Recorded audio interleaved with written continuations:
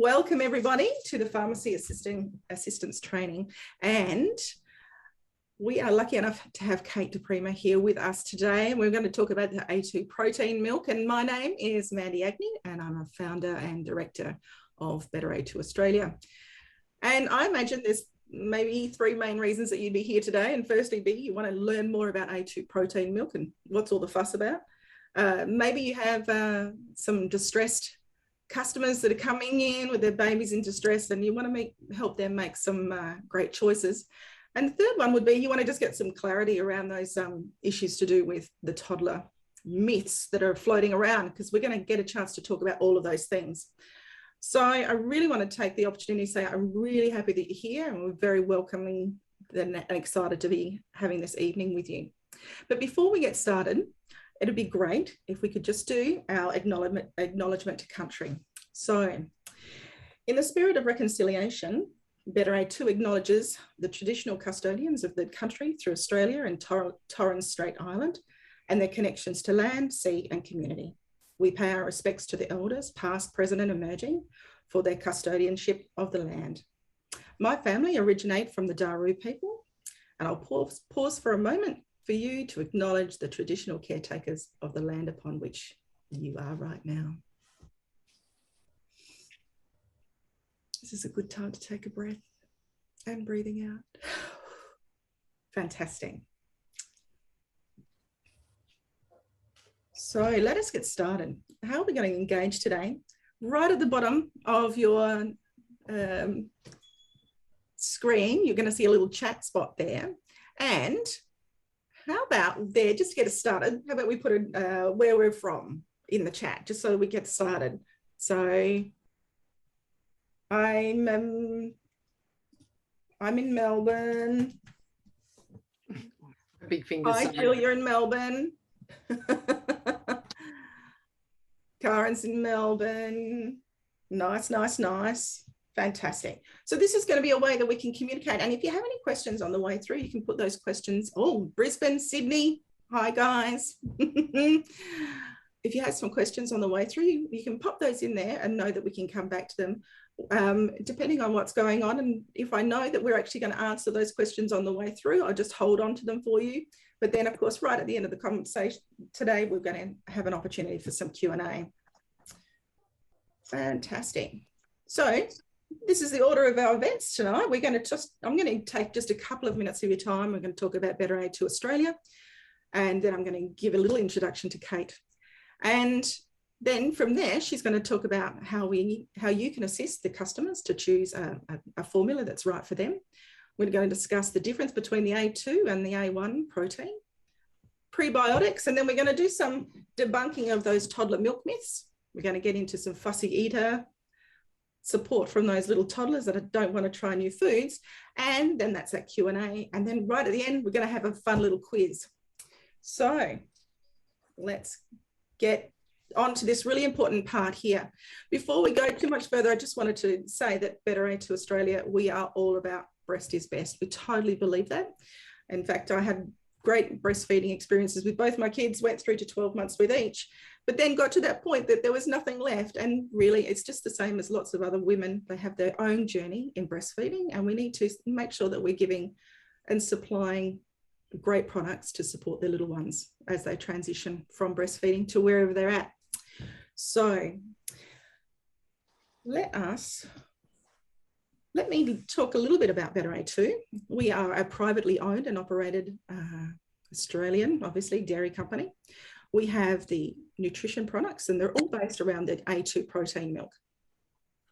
Now, all of our products have been developed by nutritionists and food technologists, and so we can really ensure that we're following the highest standards and creating the best solutions for our customers. Our mission is to really work alongside the Australian dairy farmers and other suppliers in Australia so that we're actually really supporting business. We're developing business and helping them grow as we grow, and we can all prosper together.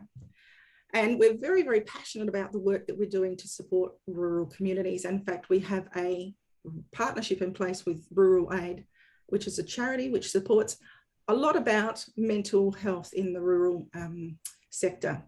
We think that that's incredibly important to be supporting them as with everybody, of course.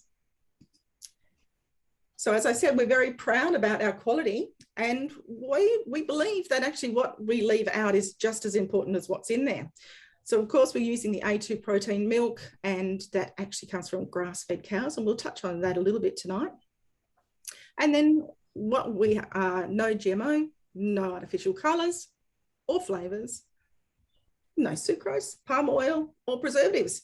So we're very happy that we can tick all of those boxes.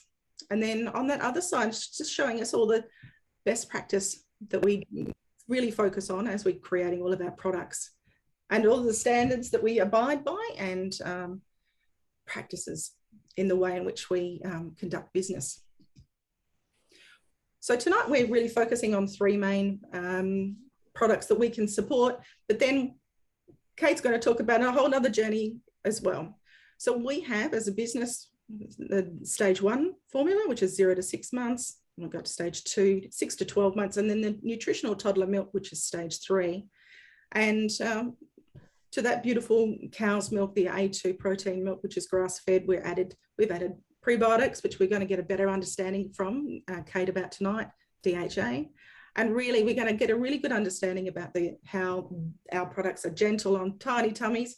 And we're very pleased to say that our customers love us. So we are very excited about the future for Better A2.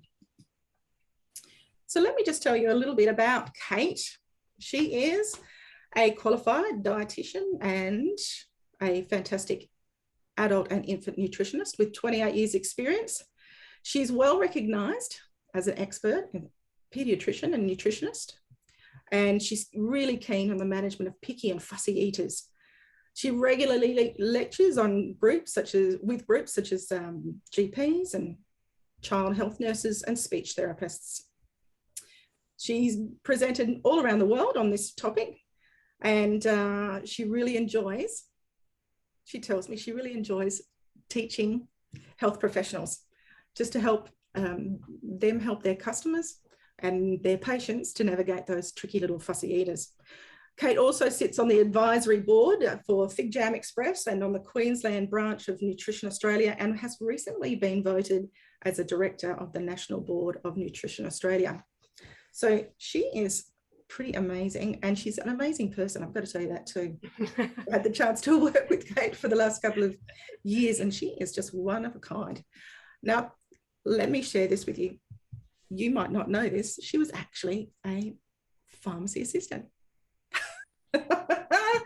And she's going to start off her talk and, share that little journey with us. Let me spotlight you, Miss Kate. Thank you. And thank you all for joining us on this lovely Saturday morning, wherever you are around Australia. And yes, look, I think that I jumped at doing this because as Mandy said, I have been a past pharmacy assistant when I was at school, and also through my science degree. I was born and bred in Canberra, and I actually spent 2 years in the pharmacy there in Manuka, the Sol Pattinson, so working on a Thursday night and a Saturday morning. And I just wanted to share with you one little story that I had that's it's etched in my memory, and it shows me how sometimes we can kind of, when we're speaking to a client or a customer, and as I do with my patients, I can have an idea of exactly how I can help them, but it might not be on the same page as what they have. So, I say to all my people that I train, just lend an ear, really listen and let them speak so that you have a true understanding of what they need. One afternoon, there was a gentleman that came into the pharmacy, and he just looked nervous. That's all I can say. He looked nervous. He was looking around the pharmacy, and I sort of sidled up to him and, can I help you? And he said, look, I'm here for my girlfriend. I'm just not sure, I need some crutch pads. Anyway, I said, not a problem at all. And I, with all that enthusiasm and confidence, took him over to the feminine hygiene section and stood there in front of these, layers of Modest pads and sanitary liners and tampons, etc. And back then there were things that had belts, etc. So I walked him through everything.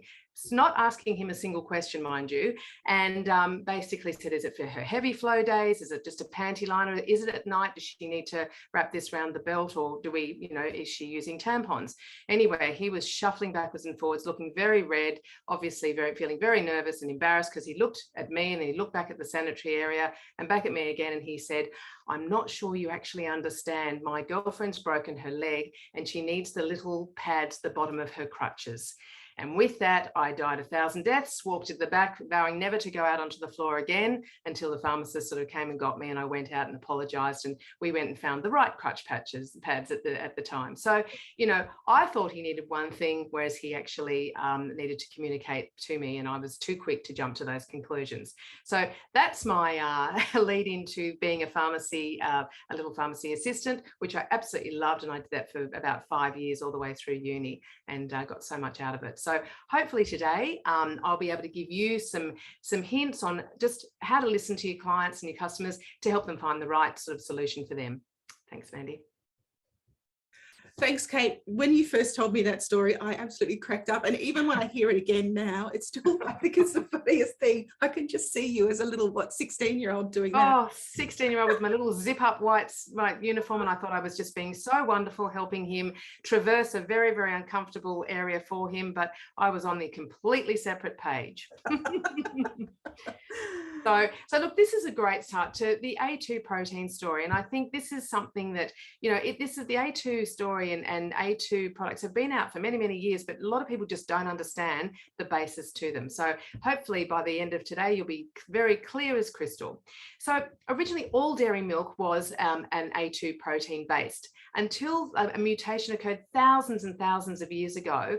And now most of the milks that we actually buy on the shelves are a combination of A2 and A1. And some milks, I see the advertising, they'll say, you know, contains A2, but not 100% A2.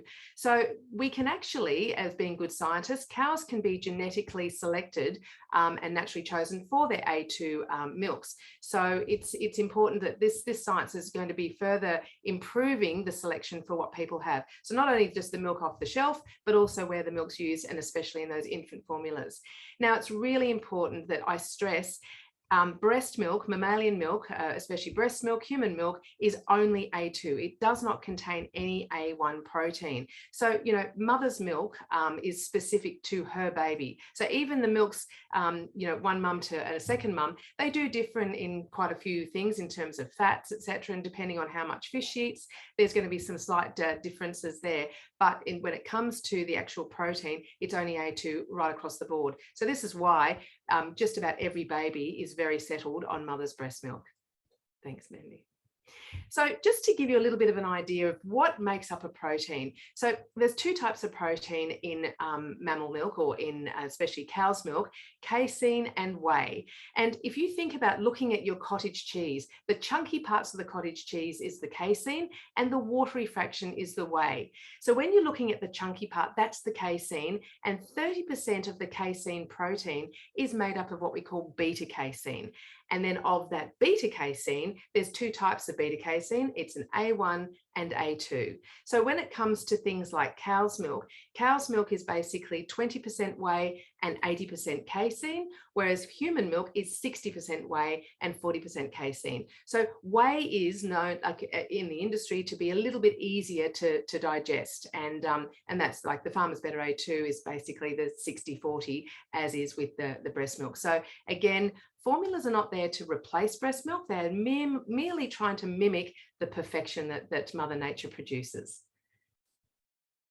So during this digestion of this A1 beta casein, so the reason why there's so much research being done is when proteins are digested, they're cut into smaller little pieces. So if you think of a big 1,000-piece puzzle and you break it up into all smaller pieces, if you've got pieces of the puzzle that's got about 3 pieces there, that's called a peptide. And then when you break those 3 pieces down to a single unit, they're amino acids. So in that breaking down of that big protein in the body, The A1 beta-casein produces something called a BCM7, and it's called beta-casomorphinate.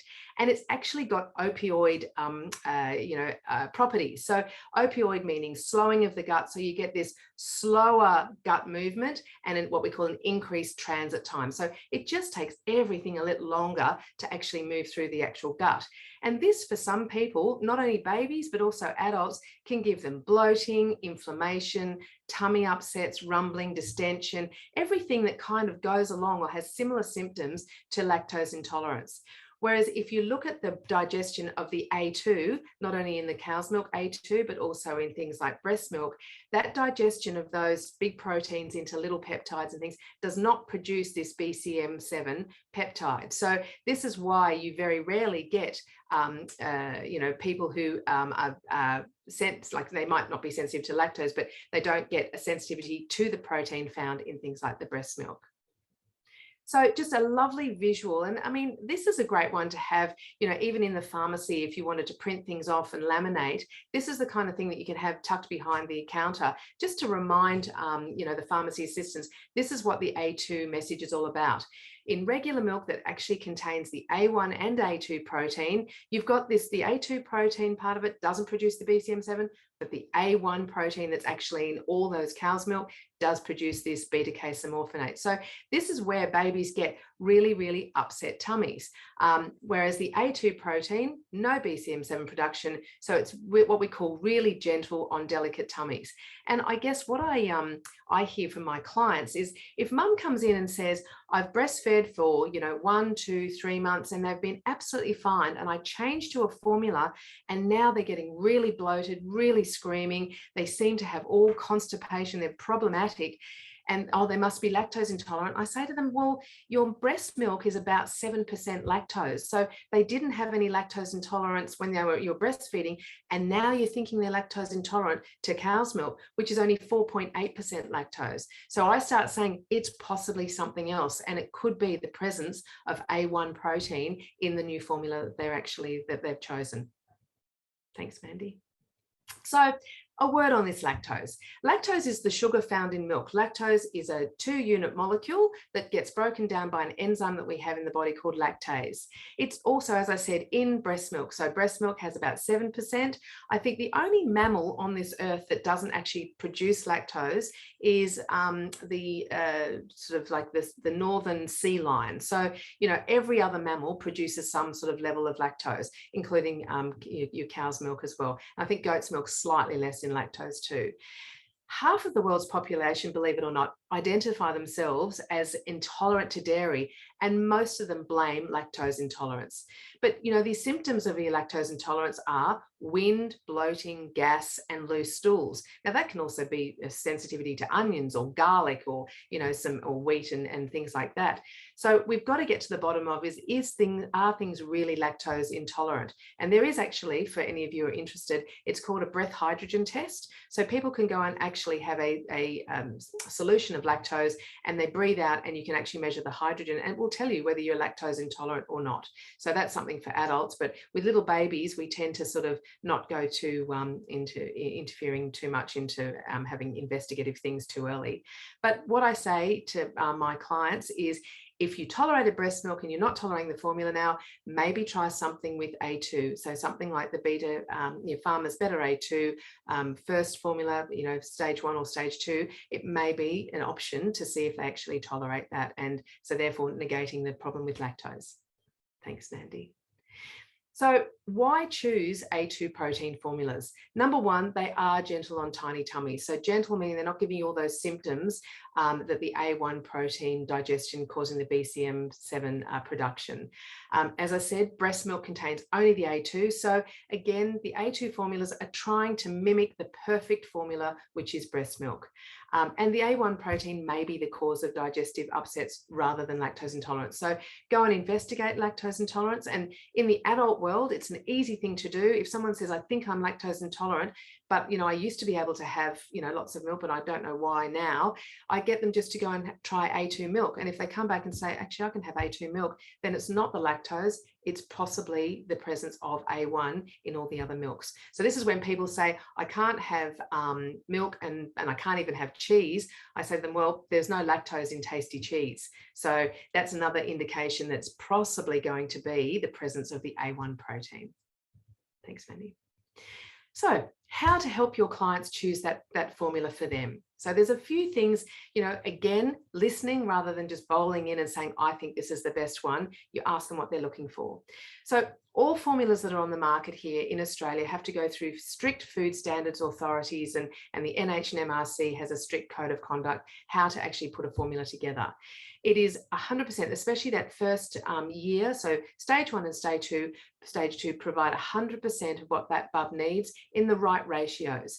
And it's mimicking the gold standard, which is breast milk. So we're still, as scientists and the scientific population, is still investigating things that are found in human milk and trying to replicate that to be added to the actual formulas to try and provide something for those wonderful families and parents and carers who just either can't breastfeed, they've tried and they haven't succeeded, or they don't want to. It's everyone's personal choice, and we've got to provide a suitable option for that. Scientifically formulated with the right protein amount and also vitamins and minerals. But if they're really concerned about what's appropriate for their little one, and if they're concerned with regards to allergies, intolerances, etc., or they're vegan, vegetarian, look, seeing their GP, a pediatrician, a child health nurse, or a pediatric dietitian like me just helps them to get they're on the right footing, so they know what to look for. So that's what I would recommend, or a fantastic pharmacy assistant or pharmacist too. So the questions that and the things that people ask me, so I just sort of collated what I've actually sort of heard in the last couple of months.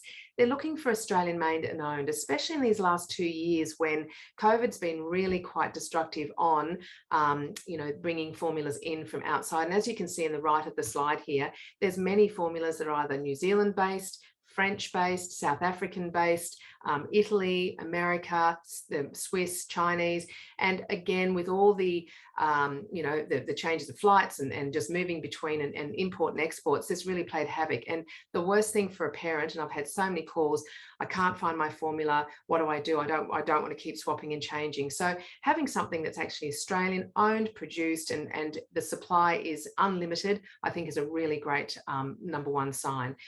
Some families are looking for organic, and when it comes to organic, for me, I'm probably still a bit of a fence sitter.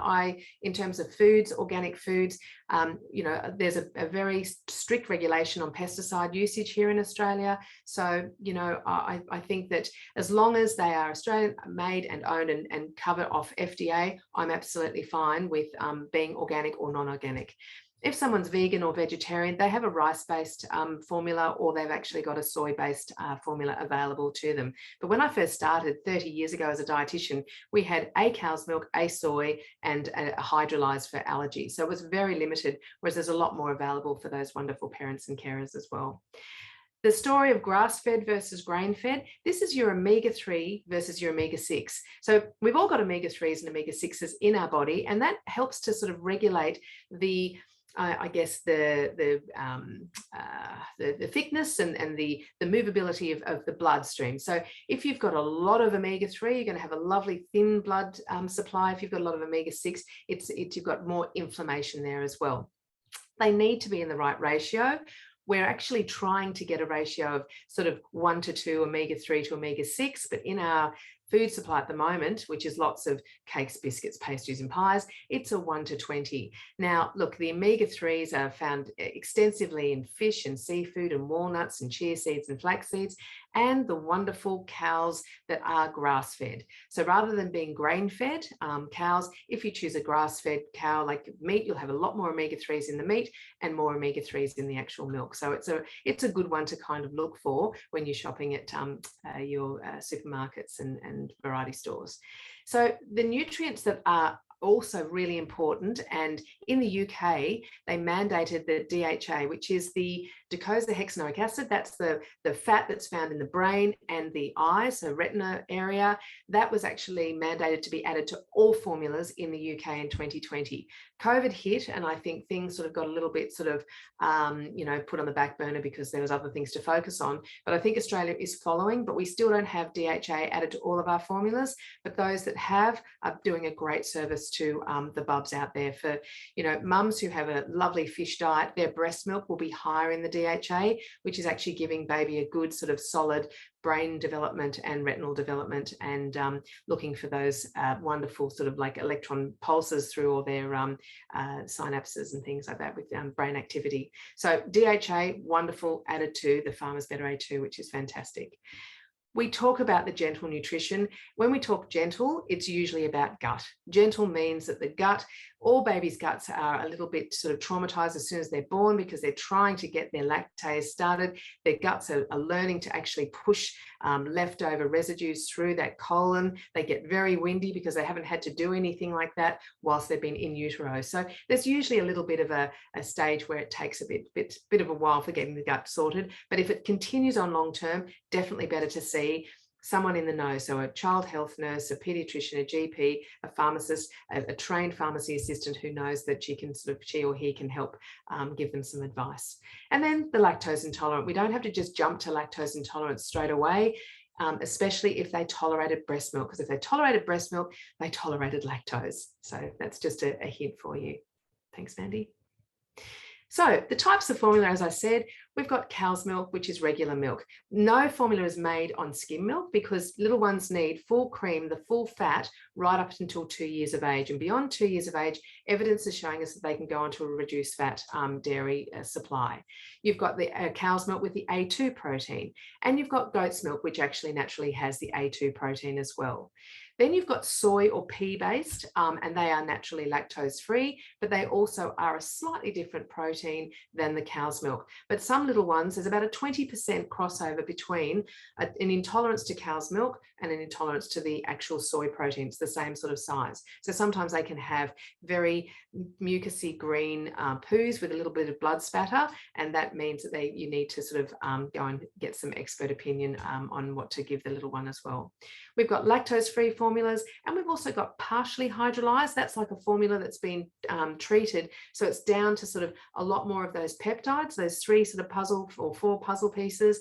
And then you've got extensively hydrolyzed, which means only about 20% of the formulas are the puzzle pieces all stuck together, and most of it's amino acid. And it tastes like nail polish remover. Parents say to me, boy, I'm never going to get them to drink this. But you know what? Before about, I think it's either 7 or 8 months, babies' taste buds are so attuned to just getting used to these funny tastes and these bitter tastes that they don't even know. So, if we get started on something early, they'll tolerate it. Thanks, Mandy.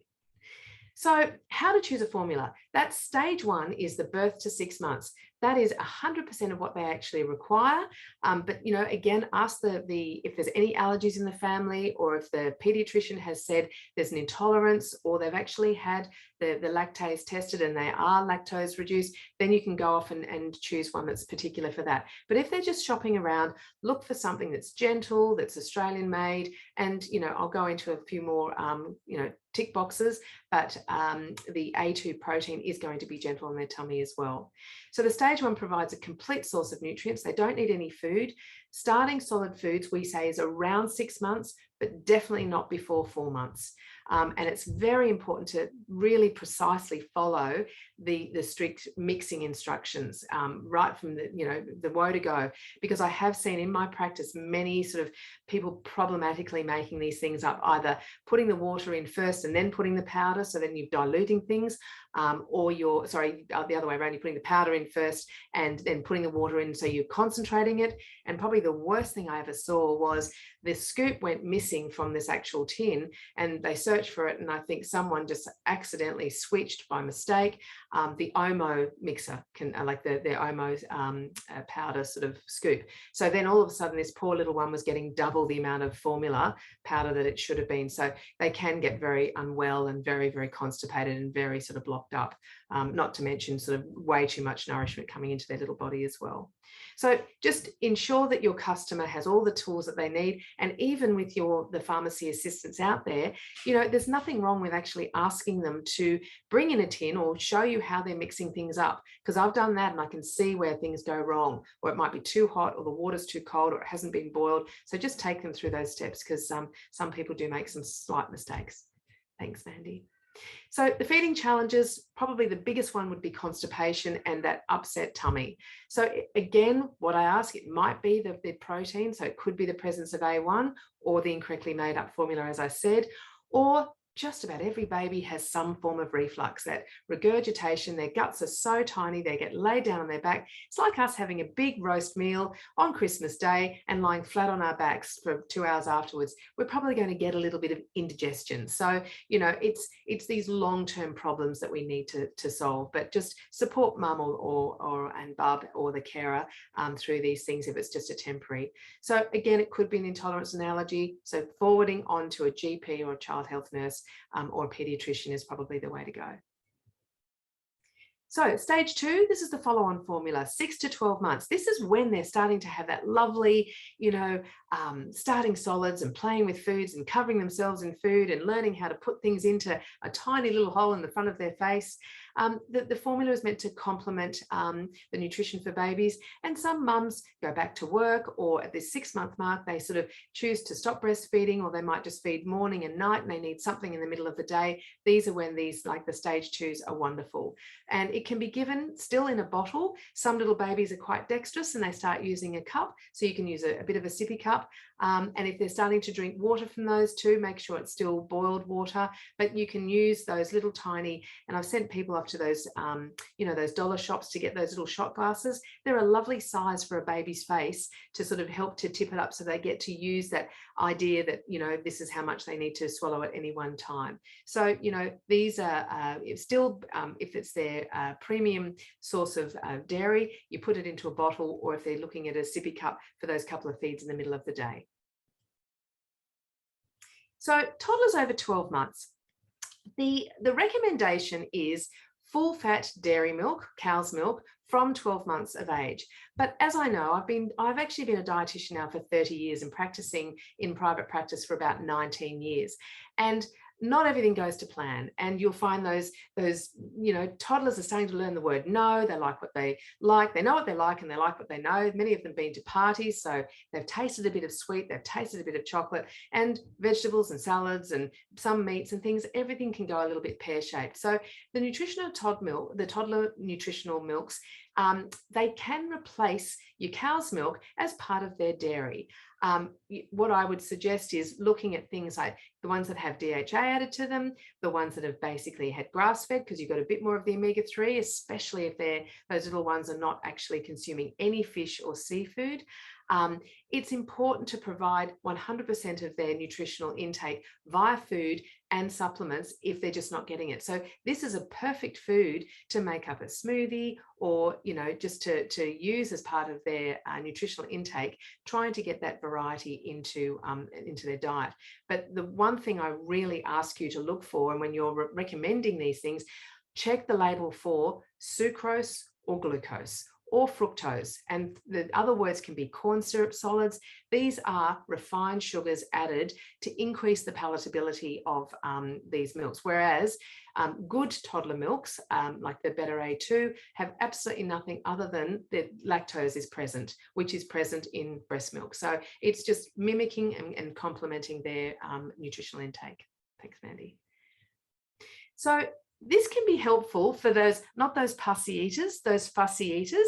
So it is picky eating. Picky eating is probably the international term, whereas we use fussy eating here. Fussy internationally can mean fussing on the breast, not attaching properly. So we do have different terminology, so it can get a little bit confusing. But I say picky and fussy eating. My number one goal is to fill in those nutritional gaps whilst we work on whatever behaviours are going on. So the things like the nutritional toddler milks are milk plus more. So you can see that lovely picture of right next door to the words. all your B group vitamins, vitamin C, all your macros, your micronutrients such as calcium, iron, magnesium, zinc. Those things are just added to these nutritional toddler milks to fill in those gaps if they're not being found by normal food. And there it's a temporary solution.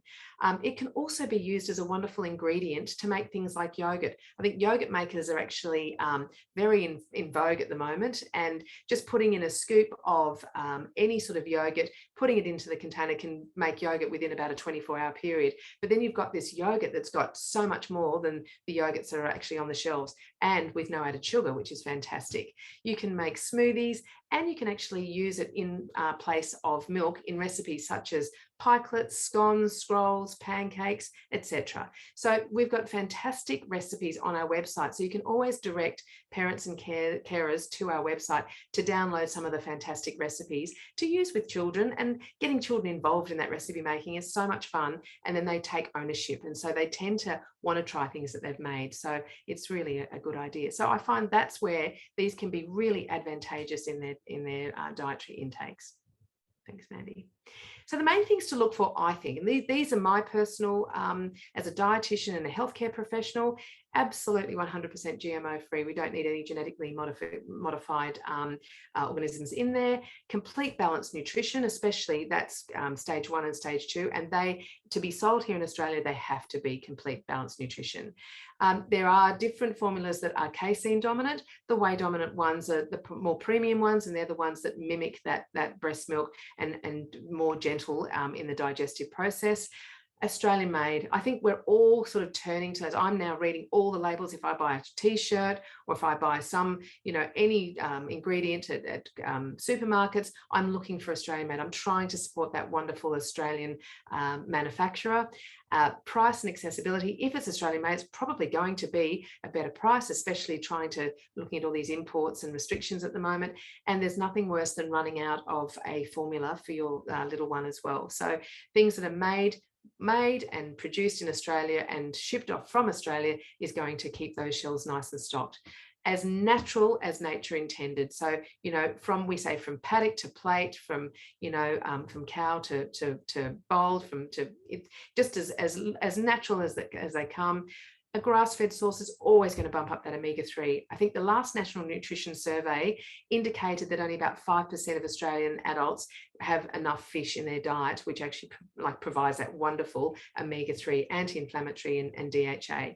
And as I said, the DHA, please look for those formulas that do actually have added docosahexaenoic acid for that brain development and for retinal development and for all the synapsing around the body as well. And the prebiotics, added prebiotics. I'm going to go on and talk about prebiotics now. I think there is such confusion over the word prebiotics and probiotics and then antibiotics. Thanks, Mandy. So in our gut biome, we've got biomes all over the body, but the one I'm talking about today, which is really pertinent to formulas, is the gut microbiome. And everyone's talking about an inflamed gut and, inflamed mind and brains and things. Look, the gut is so important. And I think that we can really nurture our gut, but we can also completely degrade it by just lifestyle choices. So there are trillions and trillions of critters in the gut. So when you look at, identifying everyone's guts, they're all different. And there's a place here in Queensland that's actually doing and assessing everyone's microbiome to try and look at what the Australian microbiome's like. So there are researchers working in this area, and it's fantastic. These critters, or microbes as we know, are present from birth, and there is more. Those babies that are born vaginally, they do have a much richer gut biome than those who actually are born cesarean-wise. So we're looking into how we can replicate and help these little cesarean babies, but it doesn't mean that they don't have a great gut, from those first stages of life. We just need to nurture them a little bit more.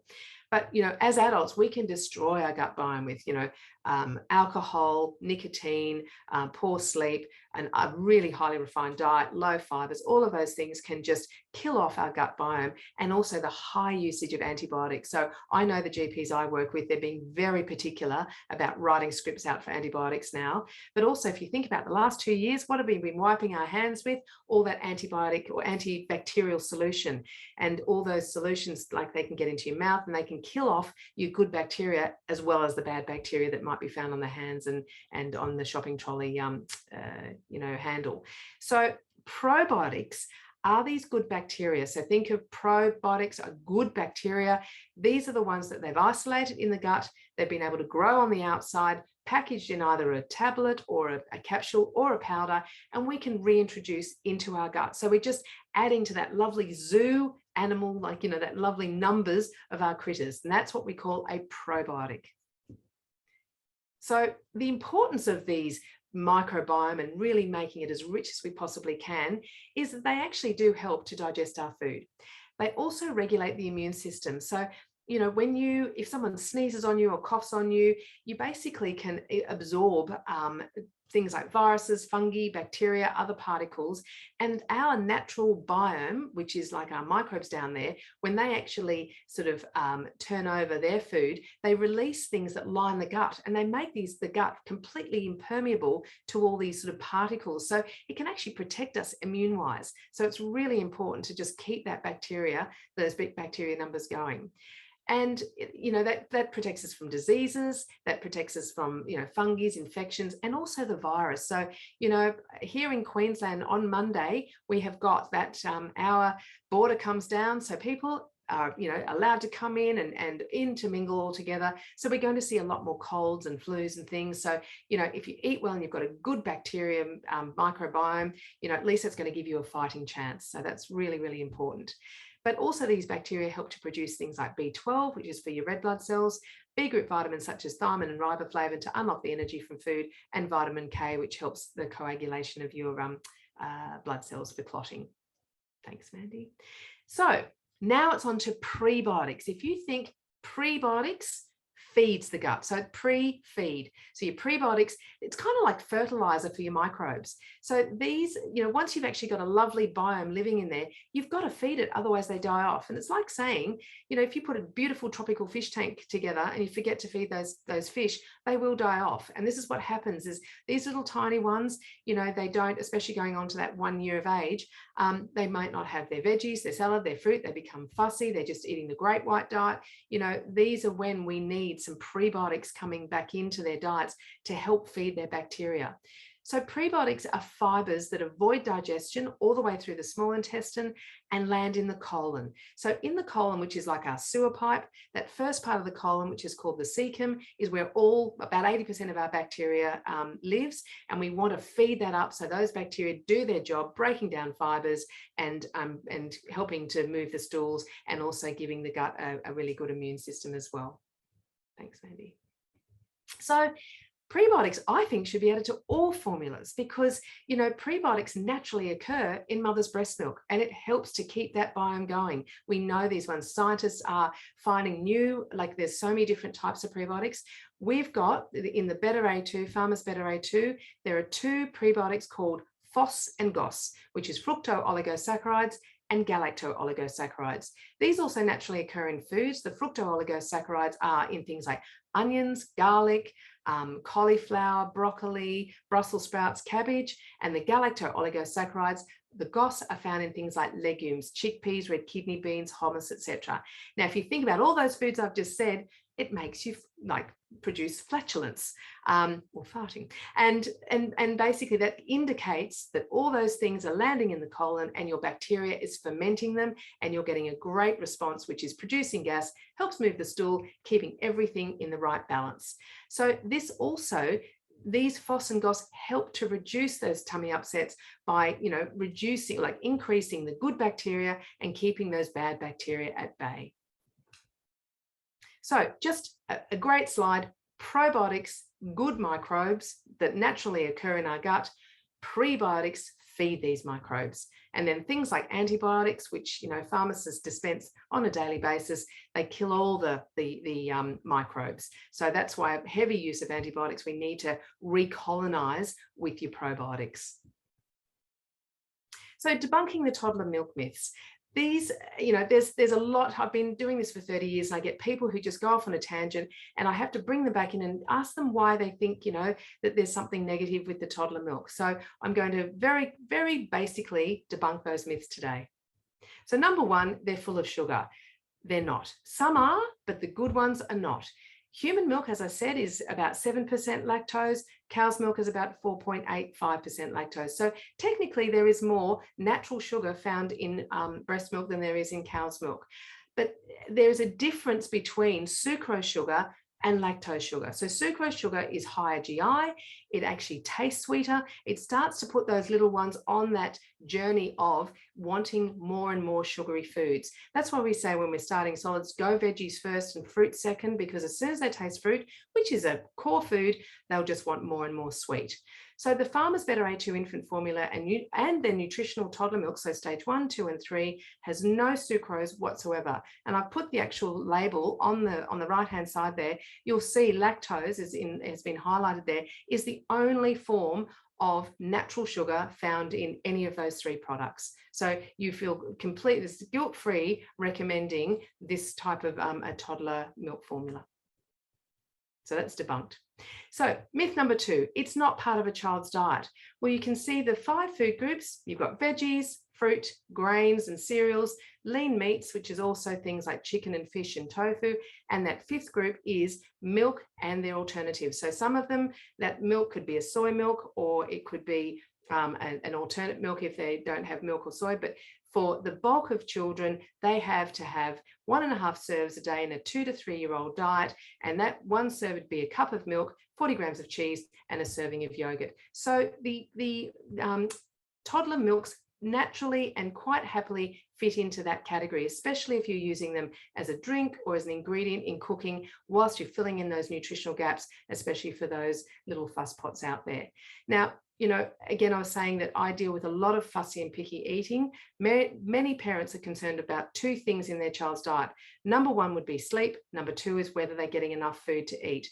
So sleep I can't help with, but the food I definitely can. So again, if they're worried about nutrition, having this as a backup, as part of their 5 food groups, fills in those gaps whilst we work on, the behavior problems or what's actually giving rise to that fussy eating. Thanks, Maddie. So again, that myth was completely debunked. Now, myth 3, it encourages bottle feeding beyond 12 months. Well, the NH&MRC, which is the National Health and Medical Research Council, and the Australian Medical Association and Dietitians Australia, we all recommend no bottles from 12 months. Now, this can take a little while if a little one is quite sort of keen on their bottle, but I do actually try and recommend parents ease the bottle away just after that 12 months, between that 12 and 18 months, move away from the bottle. So, we can use the toddler milks in a cup, in a sippy cup, in a straw cup, in place of cow's milk, or as an ingredient in any of the things you make. So if you're making, or if your clients are making a lasagna, they can use the toddler milk as part of the white sauce. So again, it's not suggesting that the toddler milks be put into bottles. They can be used in a cup or a glass or a mug or a little sippy cup as part of their normal dairy. That's that fifth food group. So that's debunked. And the 4th one, so one more, the toddler milk is unhealthy. It is very, very healthy. It has prebiotics, the FOS and GOS, 7 minerals, including calcium, iron, and zinc, 10 vitamins and minerals, including vitamin D and B12, no sucrose or fructose, and a balanced protein and carbohydrate. So it is milk and more. It's cow's milk and more. So cow's milk provides protein and calcium and a few vitamins and minerals, but the Better A2, Farmer's Better A2, the toddler milk is milk plus more and very, very healthy. There is not one unhealthy component that I can find, which is why I'm sitting here today and putting my name to it. Thank you, Mandy. So I will touch very briefly on fussy eating. This is a big area of my work, but I think it's getting bigger and bigger as parents are just strung out trying to help feed their little ones. So a toddler who refuses to try new food at least half of the time is what we deem a fussy eater. And believe it or not, 1 in 2 children at any stage in those first 5 years refuse food at least half the time. 8 out of 10 parents are concerned about their children's eating, and children need to see a new food more than 10 times to register that it's normal. Whereas half of Australian parents, the poor things, give up after 2 to 3 exposures because they don't want to waste food, and they just think, well, they're not going to eat it. So these children never see that food again, whereas we need to keep the repetitive exposure. So the impact can be a lack of key nutrients. Many of these children are labelled behavioural. Some of them can have, learning difficulties. Some can have, they're tired, they're listless, they're fatigued, and it could just be due to a lack of nutrients. So an irritable toddler could be lacking in iron. They're not getting the oxygen to their extremities and their brains. They can't concentrate. They're tired. They're falling asleep, but they can have behavioural issues as well. Recurrent infections can also be iron and zinc. They're your two big minerals to help with your immune system. Or they could be constipated or have diarrhea because it's inadequate fibre. So all of these things, and it could be a lack of FOS and GOS and those prebiotics helping to feed their lovely biomes that are there. And the worst case is that poor development and growth. This is the failure to thrive. And I do see some like that. So you can't just turn a blind eye and pretend nothing's going on. These little ones definitely need some help, and the parents need some support. Thanks, Mandy. So these are the categories that I see. Eating too little, they fill up, they push their food away. They're the ones that are very slow growth patterns. Neophobic, these children are fearful of the food. They look at broccoli and cauliflower for the first time and they don't recognize it. They push it away, they get anxious, adrenaline, fight or flight response, and dinner just goes into a schmozzle. Avoiding whole food groups. And this is when I take diet histories. I can see if a food group's actually missing, and I can see if a nutrient's missing. So I can help give them some solutions to fill in those gaps. The dry white food eater, I think everybody knows someone who has a child who just eats dry white food. They're very sensory, they're very textural, they're very sensitive to smells and tastes.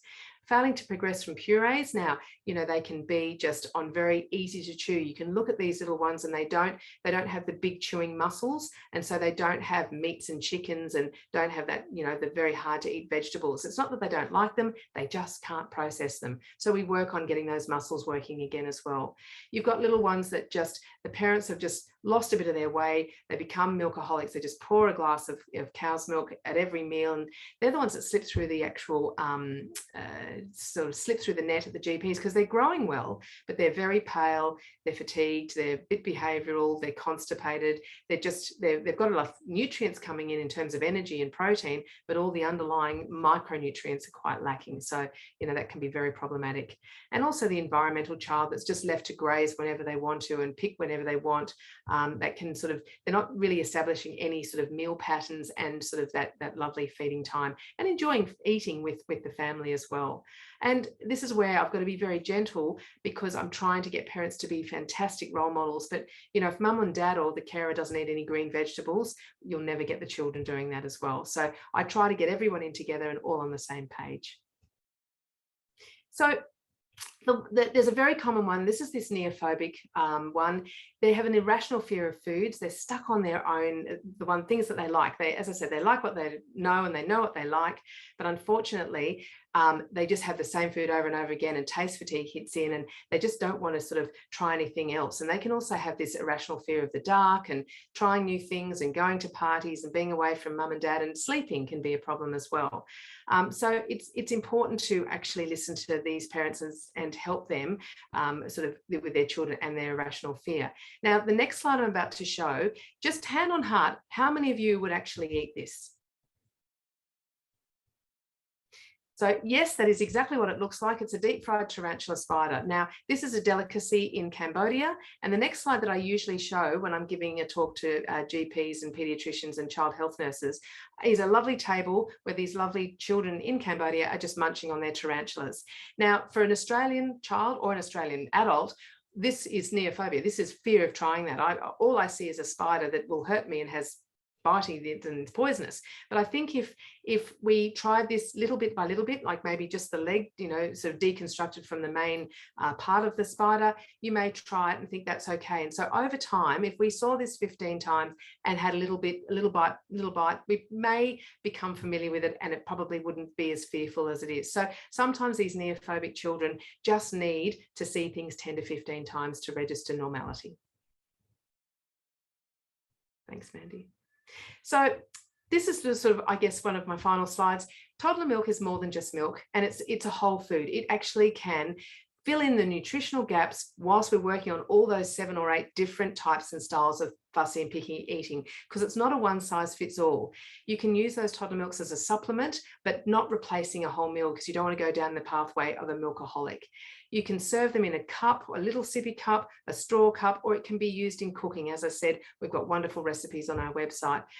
It replaces part of the dairy group, so it sits very nicely in the 5th group, which is dairy and alternatives. And it provides essential nutrients, and some are better than others that have the FOS and the GOS, DHA, great protein, grass-fed, and the A2 protein, which is very gentle on those little tummies as well. So I guess this is where people say, well, what's the difference between that and kids' vitamin and mineral supplements?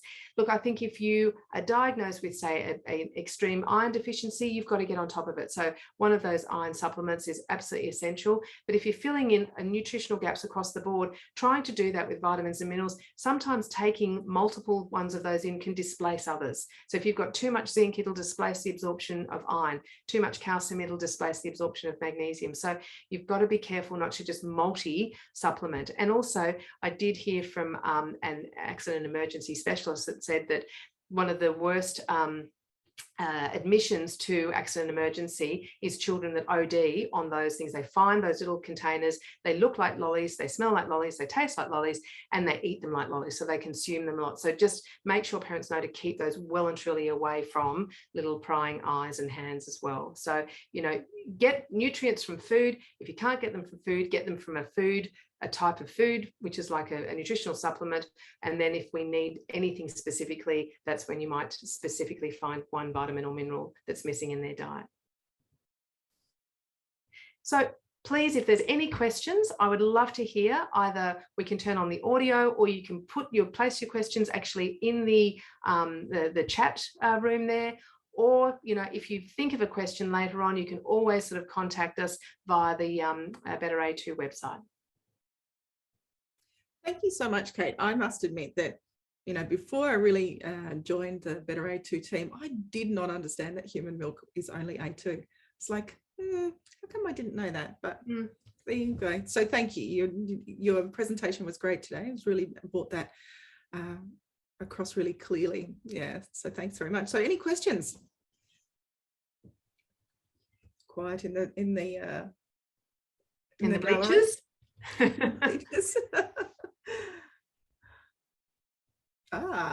Rob's saying, thanks for breaking that up. Understanding the difference, explaining. I know, that's the autocorrect. we did talk about expelling too, though, but yes, thank you. That's really good. Yeah, thanks for that feedback, Rob. Now, if anybody else got any other questions? If not, we might just move on to our little quiz.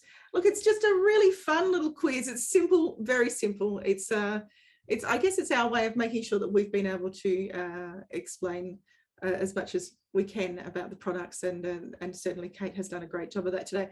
Everybody that's attending is going to go into the draw to win that fantastic little a combination of wine and yummy things to eat, which will be a fantastic thing to have over Christmas. All you really need to do is use your phone and click on that QR code. Everybody knows how to do that these days. And you'll be sent into Slido, and then you're going to just have to put the hashtag BetterA2PT2 in there. And all going well, you should arrive at that. So let's see, we've got a few people in there now. 10 people have arrived. Are you seeing the right screen, guys? Yeah, good. Alrighty, now. So you let me know when I start asking the questions? Yeah, how about? Yeah, I reckon we might all be almost in there. Let's just see and maybe give Lisa and Rob an opportunity to arrive.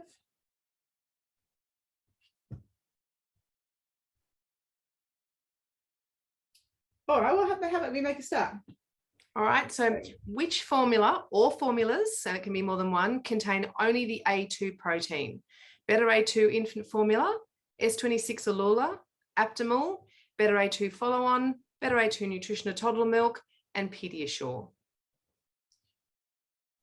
So if you go ahead and answer that right now. Yeah, okay, we've got 10 out of 11 coming through. Just waiting for one more.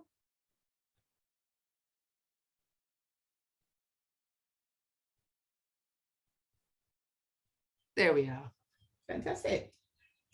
All righty. So wow. the answers. And this is where I start to get worried because I go, oh God, if it was all the other ones, I haven't actually been very good at explaining. So thank you guys out there. Okay. So, all righty, fantastic. So next question. Which infant formula is gentle on babies' tummies under 12 months of age? Lactose-free cow's milk, Beta A2 infant formula stage 1 and 2, unpasteurized goat's milk, soy milk. So it's which infant formula, just to be really clear. Infant formula. Which infant formula, sorry. Yeah, which infant formula, not just what, formula, yes. Which infant formula is gentle on babies' tummies under 12 months of age? We're setting up everybody for success. Exactly. Looks like we've got one more person to join us. Fantastic. Here we go. Lovely. Great. And the answer is yes. Wonderful. The infant formula. Great. So, let's go. Next one. Which toddler milk contains no sucrose, which is known as cane sugar? Up and Go, Milo, Beta A2 nutritional toddler milk. The answers are coming through. It's very cool. Yes. Yes. Wonderful. And what is the benefits of prebiotics? They add bacteria to the gut, they kill nasty gut bacteria, they feed the bacteria already in the gut. What was that thing you were saying? Good, pre-feed. Oh yeah, I remember that now. Good, pre-feed. I'm actually going to share that with like patients. I think it's so much easier. Very good, isn't it? Cool. There we go. Wonderful. And last one. If the child is a fussy eater, the best thing to do is, number one, ignore the problem, it will go away. Add lots of vitamins and mineral supplements just in case they are lacking in nutrients. Add a serve of Beta A2 nutritional toddler milk as part of their daily serves to fill in nutritional gaps. All are in. Yep. Yay. Wonderful. Right. I know, look, you know, as you said, Mandy, I talked to you a while ago, probably 10 years ago, people would have just said, ignore the problem, it will go away. But not these days. No. Thank you so much. Wonderful. That was great. Thank you very much, Kate. Really clear. I hope everybody got a lot out of that. And for those who couldn't join us today, we'll be able to send a great recording. So really appreciate everybody and everybody's involvement there in the quiz at the end. I'm sure that we've all learnt a lot. Fantastic. Any closing remarks? Now you can go and download the brain and just enjoy your Saturday. Fantastic. Thanks so much, everyone, for turning up today. Really appreciate it. Thanks, guys. Thank you.